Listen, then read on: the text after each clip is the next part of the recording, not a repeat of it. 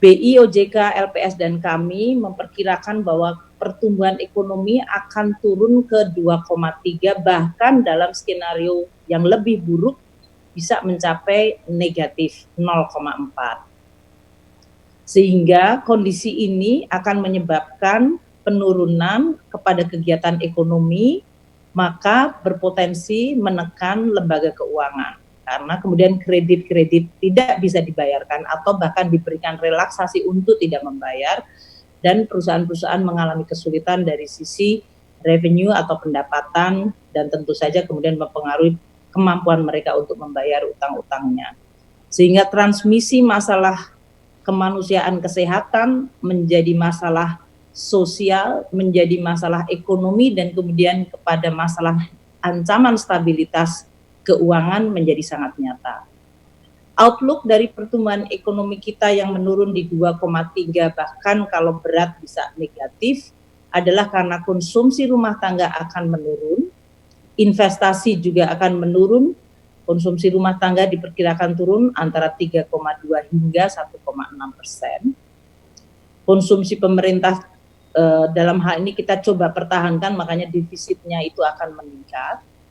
Investasi akan merosot dari pertumbuhan yang kita tadinya perkirakan ada di 6%, merosot ke 1% atau bahkan negatif 4%.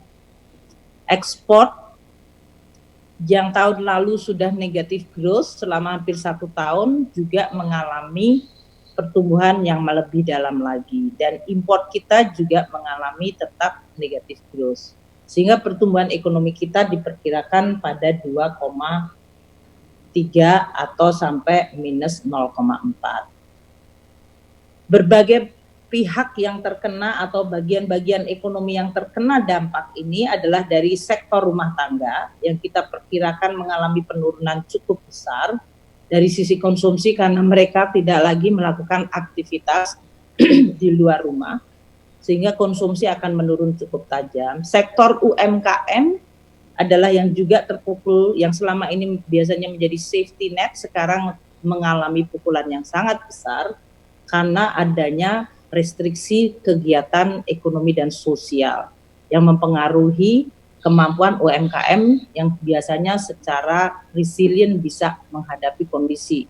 Di tahun 97-98 justru UMKM itu masih resilient. Sekarang ini di dalam COVID ini UMKM terpukul paling depan karena ketiadaan kegiatan-kegiatan di luar rumah oleh semua masyarakat.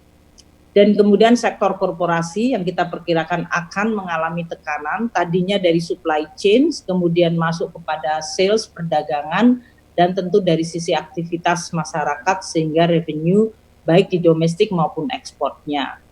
Dan kemudian kita lihat rantainya, pengaruhnya adalah kepada sektor keuangan, yaitu peningkatan dari NPL atau langkah-langkah untuk membuat korporasi atau pinjaman tetap bisa mengalir, diperlukan langkah-langkah extraordinary dari Bank Indonesia, OJK, agar kredit tidak kemudian ditutup yang menyebabkan ekonomi makin macet.